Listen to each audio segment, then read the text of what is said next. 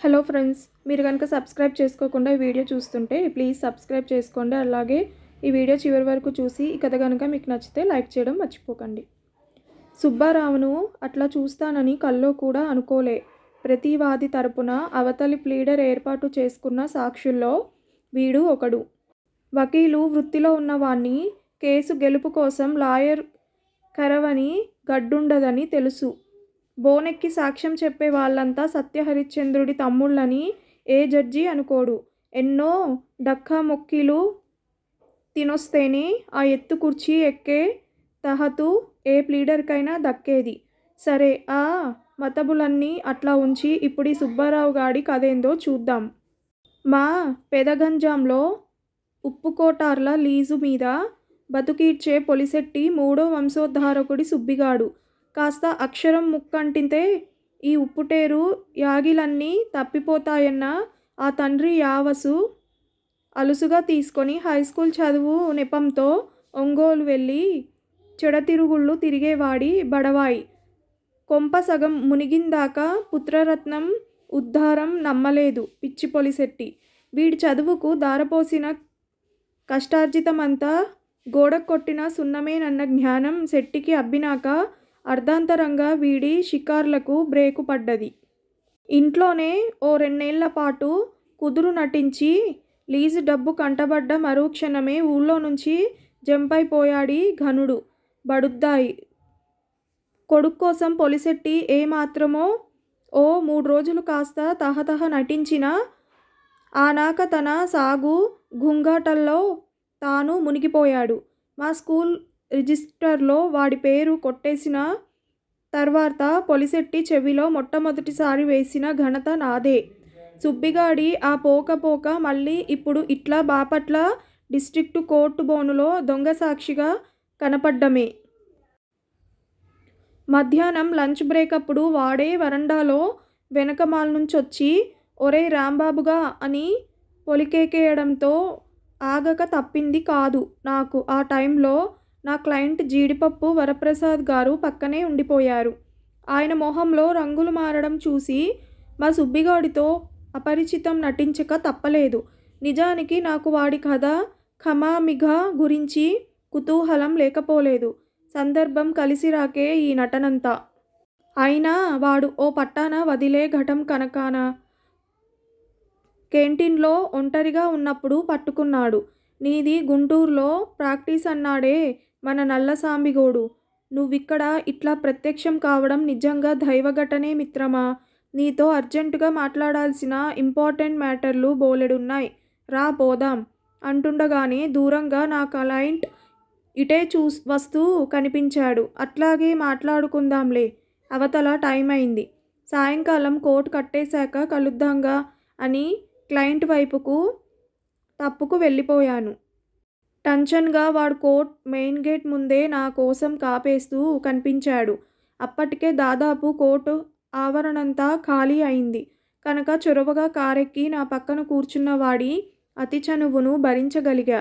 అక్కడ అడక్కముందే వాడే అన్నీ లొడలొడ వాగడం మొదలెట్టాడు. వాడి గోల వల్ల చాలా కొత్త విషయాలే బయటపడ్డాయి.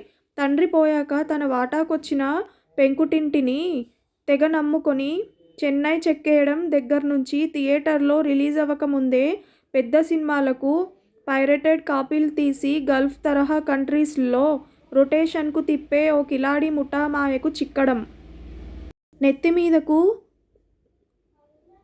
గుడ్డ వచ్చిం తర్వాత ముంబాయి పారిపోవడం, అక్కడ ఓ బ్లేడ్ బేజీతో తిరిగి కేసుల్లో ఇరుక్కోవడంతో సహా ఈ బాపట్ల ఏరియాకొచ్చి పడ్డం వరకు సర్వం గుక్క తిప్పుకోకుండా ఏకరవు పెట్టేశాడు. బలవంతంగా అయ్యారు హోటలు డాబా రెస్టారెంట్లో ఉల్లట్టు వంకతో కట్టేసి మరీ చీకటి పడేలోపు ఇంటికెళ్ళిపోవాలని నా తహతహ. చాలా కాలానికి కలుసుకున్నాం గదరా, అయిన వాళ్లతో మాటామంతి చెప్పుకొని మనసుకు పట్టిన తుప్పు వదిలించుకునే ఛాన్సిప్పిచ్చాడిప్పుడు భావనారాయణుడు. అరేయ్ రాంబాబుగా, నువ్విట్లా గొప్ప లాయరైతే అయ్యుండొచ్చు కానీ పెదగంజం చిన్నబళ్ళో ముక్కుపంతుల బెత్తం దెబ్బలు నీకు బదులుగా నేను తిన్న రోజులు మర్చిపోతే ఎట్లారా. ఈ ఒక్క నైటుకైనా మా ఇంట్లో ఉండి తీరాలి, తప్పదు. మా సుమతిని చూపిస్తా అంటూ నా రెక్క పట్టుకు ఈడ్చుకొచ్చి నా కారులోనే కుదేశాడు. అప్పికట్లకెట్లా పోవాలో వాడే డ్రైవర్ కట్లా పురమాయిస్తుంటే కాదనడానికి ఇక నాకు మాత్రం నోరెట్లా వస్తుంది? వీడి మిసెస్ పేరు అదేదో సీతారత్నం అనుకుంటా. మధ్యలో ఈ సుమతి ఎక్కడ్నుంచి ఊడిపడ్డట్లు? అడిగితే మళ్ళా ఏ దేవీ భాగవతమో ఎత్తుకుంటాడని నోరు నొక్కు కూర్చున్నా. కానీ ఇట్లా కోట్ల వెంటబడి దొంగ సాక్ష్యాల్లాంటి దిక్కుమాలిన పనులకు ఎందుకు పూనుకున్నట్లో కనుక్కోవాలని మాత్రం ఉంది. ఆ డౌటే బయటపడితే అప్పటిదాకా వసపోసినట్లు వాగిన గాడిద ఒక్కసారి గమ్మునైపోయాడు. గతుకుల రోడ్డు బాబూ, చీకటి కాస్త చూసుకోటడుద్దు, రోజుకో యాక్సిడెంట్ అవుతుంది మధ్య మరి అంటూ డ్రైవర్ వంక చూసి మాట మార్చేశాడు. ఇరుకు సందులో నడపడం కుదరక వీధి మొగల్లోనే కారాగిపోయింది. అప్పటికే రాత్రి 9 అవుతుంది. ఇంటికి పోయి ఇట్లా అని సమాచారం చేరై రహీం. ఫోన్లో చెప్పినా అనుమానం వదలదు మీ అమ్మగారికి అని డ్రైవర్కు పురమాయిస్తుంటే అదృష్టవంతుడివిరా, అతిగా నమ్మే పెళ్ళాంతోనే అనర్థమంతా అన్నాడు సుబ్బారావు. వాడి మాటల్లోని అంతరార్థం ఇంటికెళ్ళి భోజనాలవి కానించి వరండాలోని విడిగదిలో పడక మీద చేరిన తర్వాత గాని బోధపడింది కాదు. సుబ్బిగాడు అల్లింది కట్టుకథ కాని పక్షంలో ఇట్లాంటి ఘోరాలు గుట్టుచప్పుడు కాకుండా మధ్య తరగతి సంసారాల్లోనూ చిచ్చు రేపుతున్నాయన్నమాట. ఈ సుబ్బి చేసుకున్న సీతారత్నం బొత్తిగా పల్లెటూరి ఈడేరని పిల్ల. పూర్తిగా భామ పడకలో పెరిగినందువల్ల కట్టుకున్న మొగువాడు కట్టెదుట తిరిగే దేవుడన్నట్లుండేది. ఈ దిగుల్బాజీని అతిగా నమ్మింది.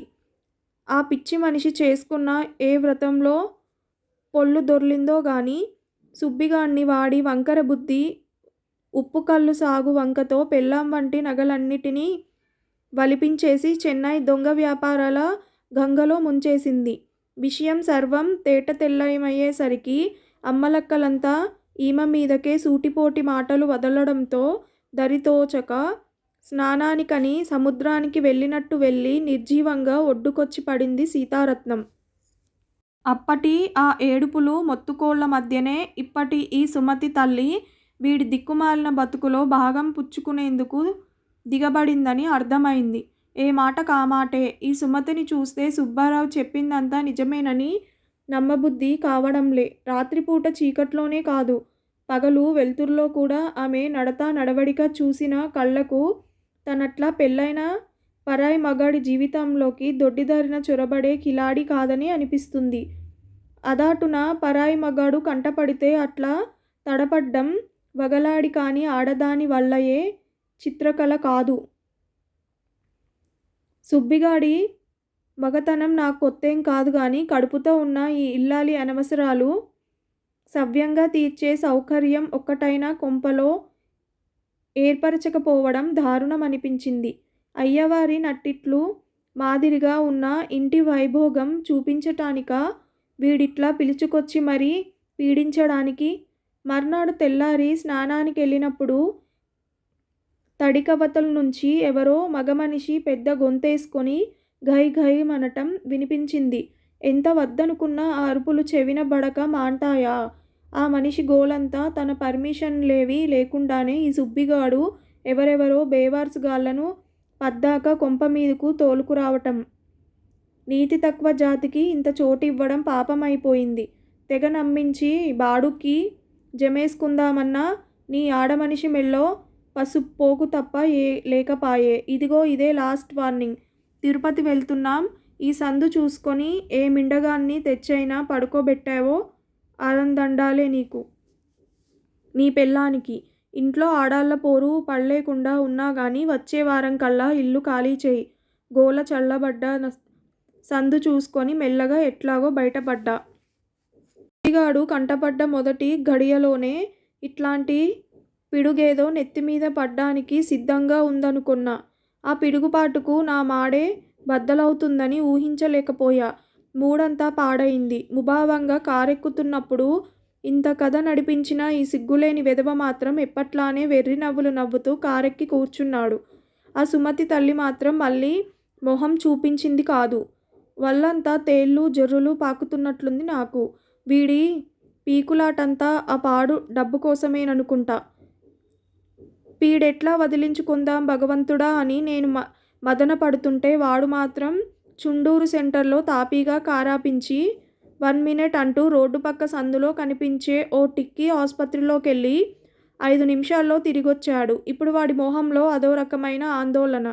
రాంబాబు, ఓ 2,000 సర్దరా ముందు అర్జెంట్. ఆనాక వివరాలన్నీ చెబుతాగా అని దేబిరింపు మొగం పెట్టేస్తే కాదనటం ఎట్లా?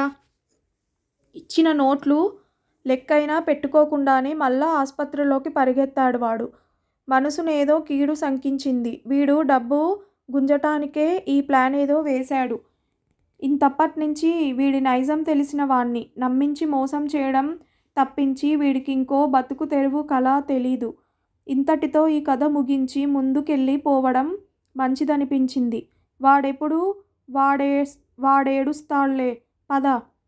అవతల చూడాల్సిన కేసులింకా బండెడు పడున్నాయి అనటమే తడువుగా రహీం కారును ముందుకు దూకించాడు. దారిలో సెల్ రింగయితే తీసి చూసా. ఏదో తెలీని నంబర్. గొంతు మాత్రం సుబ్బిగాడిదే. వాడి వాయిస్లో ఇప్పుడా తేడా లేదు. మునుపటి ధోరణిలోనే చెప్పుకుపోతున్నాడు. ఇప్పుడే బయటికొచ్చారా? నీ కారు కనిపించలా. తెలుసులే, పొద్దట్నుంచి నీ ధోరణి గమనిస్తూనే ఉన్నా. ఏం చేస్తాం బ్రదర్, అందరి జాతకాల్లో నీకు మళ్ళే శ్రీచక్రం రాసుంటుందా? పోనీలే, నువ్వన్నా పైకొచ్చావు.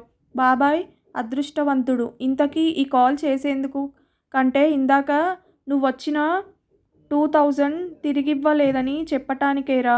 టయానికి చాలా హెల్ప్ చేశావు. ఆ దేవుడు పంపించినట్లొచ్చి ఇటువైపు.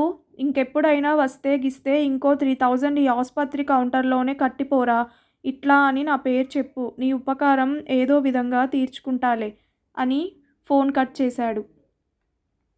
మనుషుల్లో ఎన్నటికీ మార్పు రాదు. చిన్నప్పట్నుంచి తెలిసిన వాణ్ణిని కూడా లేదు. నేరుగా అడిగితే ఇవ్వనంటానా? వెధవ డబ్బు కోసం ఇన్ని తింగరి వేషాలా అనిపించింది. మళ్ళీ వాయిదాకు బాపట్ల వెళ్ళినప్పుడు కనపడతాడుగా, కడిగేస్తే సరి. సిగ్గులేని వెధవని అనుకున్నానిప్పటికి. అనుకున్న వాయిదాకు వాడు హాజరే కాలేదు. ఎన్నిసార్లు పిలిచినా బోనెక్కి సాక్ష్యమిచ్చే పక్షి కనిపించనప్పుడు లాయర్ ఎంత గింజుకున్నా ఫలితం సున్నా. ఆ రకంగా మా సుబ్బిగాడు నా క్లయింట్ పాలిటి దేవుడయ్యాడు. మళ్ళా పై కోర్టులకెళ్ళినా ఏ ప్రయోజనం లేనంత టైట్గా ఫేవరబుల్ తీర్పొచ్చేసరికి వేటపాలెం వరప్రసాద్ గారి సంతోషానికి హద్దుల్లేవు. ఆనందంతో తబ్బిబ్బైపోతూ వాళ్ళూరి దాకా తీసుకెళ్ళి అనుకున్న ఫీజుకు మరికొంత చేర్చి 70 జీడిపప్పు కారులో కుక్కి పంపించాడు. అప్పికట్ల తగిలినప్పుడు సుబ్బారావు కోరుకున్న 3,000 మ్యాటర్ గుర్తొచ్చింది. వాడి వల్లే సగం ఈ కేసు గట్టెక్కింది. కొద్ది ఇబ్బందయితేనేం కానీ ఆ సందులోని ఇల్లు గుర్తు పట్టగలిగాను. కానీ సుబ్బిగాడున్న వాటాలో కొత్త వాళ్ళింకెవరో కనిపించారు. వివరాలు వాకబు చేస్తుంటే ఆ మునుపటి ఆ ఇంటి పెద్దమనిషి మధ్యలో దూరొచ్చి బండబూతులు లంకించుకున్నాడు. వినలేక వెనక్కి తిరిగొచ్చేశా. కనీసం చుండూరు ఆస్పత్రిలో అయినా 3,000 చెల్లిద్దామని వెళ్ళి విచారిస్తే సుబ్బారావెవరో తెలీదు సార్. తెల్లగా ఉండే ఓ ఆడమనిషి, సుద్దాల సుమతి ఆమె పేరు. తనతో పాటే వస్తుండే నల్లటాయనేనా మీ సుబ్బారావంటే? ఆయన డీటెయిల్స్ అయితే మాత్రం ఇక్కడేవీ లేవండి. ఒక హస్బెండ్ అని తప్ప అనేసింది కౌంటర్లోని పిల్ల రిసీట్ రాసిస్తూ. ఇంకా 7,000 డ్యూ ఉంది సార్. ఎప్పటిలోగా సెటిల్ అవుతుందో చెప్పండి sir. Up to date address కూడా రికార్డ్ చేసుకోవాలి అంది. అడ్రస్తో పాటు నోటికొచ్చిన డేటొకటి చెప్పి బయటపడ్డాడే గాని సుబ్బారావును గురించిన మిస్టరీ తరిచిన కొద్దీ చిక్కబడ్డం ఆశ్చర్యం అనిపించింది. విషయం మొత్తం విన్న శ్రీమతి, ఇర్రెలవెంట్ మ్యాటర్స్ మీద టైం వేస్ట్ చేయొద్దు. భాగ్యలక్ష్మి ఆగ్రహం రాసుంటే మీ ఫ్రెండే మళ్ళీ మీ కళ్ళబడతాడు అని సలహా పారేసింది. ఉన్నారంటారు. శ్రీమతి చెప్పినట్లే ఆ సంఘట తటస్థించింది. 6 నెలలు గడిచినాక ఆసారి కోర్టు సమ్మర్ వెకేషన్లో రిలీఫ్ కోసమని ఫ్యామిలీతో కొడైకెనాల్ వెళ్ళా. అక్కడ కనిపించాడు మహానుభావుడు. ఉలెన్ వరల్డ్ ఎక్స్పోమెన్ గేట్ బయట గడ్డకట్టే చలిలో వంటి నిండా సందు లేకుండా వెండి రంగు పూత పూసుకొని బొడ్లో గడియారం, చేతికర్ర మార్కుతో అచ్చంగా బాపూజీ స్టాచ్యూ మాదిరి నిలుక్కుపోయిన వాడు.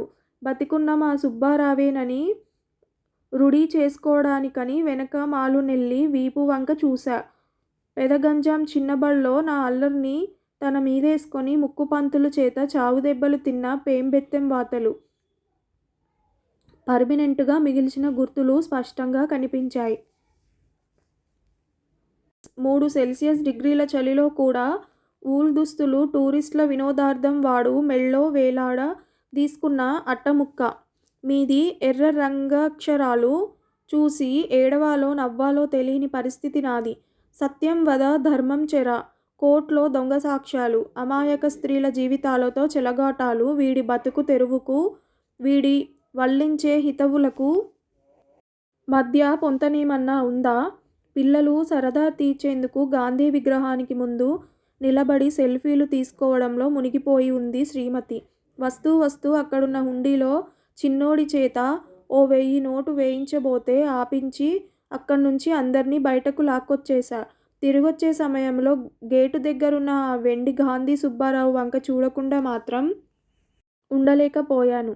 వెకేషన్ ట్రిప్ పూర్తి చేసుకొని గుంటూరు వచ్చిన 2 వారాలకు ఇన్వర్డ్ పోస్ట్లో వచ్చిన ఆ లావాటి కవరు చూసి ఆశ్చర్యంగా తెరిచి చూశా. ముత్యాలు పేర్చినట్లు రాసి ఉన్న ఆ ఉత్తరం ఇచ్చిన షాక్ అంతా ఇంతా కాదు.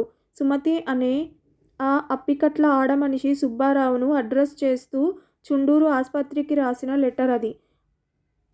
అడ్రసీ నాట్ అవైలబుల్ రిమార్క్స్తో ఉన్న తన అడ్రస్కు రిటర్న్ వచ్చింది ఆ ఎన్వలాప్. కవర్లో కొన్ని ఫోటోలు, లెటర్ ఆసాంతం చదివిన తర్వాత ఆ పాలబుగ్గల బంగారు పసిది ఆమె కూతురేనని తెలిసింది. కానీ సుబ్బారావుకు కన్నది మాత్రం కాదు. ఆ రోజు రాత్రి సుబ్బారావు తనను అప్పికట్ల తీసుకెళ్లి చూపించిన సుమతి వాడి భార్య కాదు. Chennai to Hyderabad super deluxe ఎక్స్ప్రెస్ను నుంచి నెల్లూరులో దిగిన వీడికి రైల్వే స్టేషన్లో కనిపించిన ఆడమనిషి. ఆ అర్ధరాత్రి చీకట్లో సిమెంట్ బెంచ్ మీద అట్లా బిక్కుబిక్కుమంటూ ఒంటరిగా కూర్చొనున్న ఆమెను చూసి జాలిపడి విచారించాట సుబ్బారావు. ఆమె బోరున ఏడ్చేస్తూ కడుపులో పెరిగేది ఆడబిడ్డని తెలిసి మొగుడు మాయమాటలు చెప్పి ప్లాట్ఫామ్ మీదట్లా వదిలేసిపోయిన విషయం చెప్పుకొచ్చిందట. ఆడవాసన పసిగట్టిన మగతోడేళ్ల బారిన పడితే కాబోయే ఈ తల్లి బతుకు ఎంతలా చిత్రం అవుతుందో తెలియనంత అమాయకుడు కాదుగా ఈ సుబ్బిగాడు. అప్పికట్ల అద్దె ఇంటికి భార్యగా ఆమెను తెచ్చి 6 నెలలపాటు కాపాడిన వైన్యం ఆ సుమతి రాసిన ఉత్తరం వల్ల గాని తెలిసింది కాదు నాకిప్పుడు.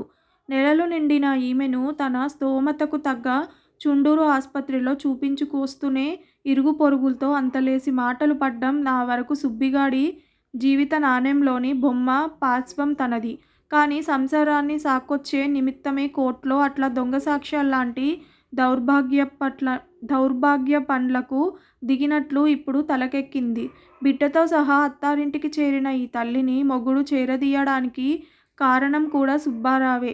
అద్దెకు తీసుకున్న ఎస్ఐ డ్రెస్తో ఆమె అత్తారింటికెళ్ళి గట్టిగా బెదిరించడంతో ఈ అభాగ్యురాలి కాపురం చక్కబడిందట. మా సుబ్బిగాడి మేలు జన్మలో మర్చిపోనని ఆమె రాసిన ఆ థాంక్యూ లెటర్ చుండూరు అడ్రస్కెళ్ళడానికి కారణం సుమతికి తెలిసిన ఆఖరు అడ్రస్ అదే కావడం. బిల్లు కట్టేటప్పుడు నేను నా గుంటూరు అడ్రస్ ఇవ్వకుంటే ఆస్పత్రి వాళ్ళకిట్లా ఈ లెటర్ నాకు రీడైరెక్ట్ చేసే అవకాశం ఉండేది కాదు. మా సుబ్బుగాడిని నేనింకా శాపనార్థాలు పెడుతూనే ఉండేవాణ్ణి. ఈ కథ కనుక మీకు నచ్చితే ప్లీజ్ సబ్స్క్రైబ్ చేయండి, అలాగే లైక్ చేయండి. Thank you so much for watching this video.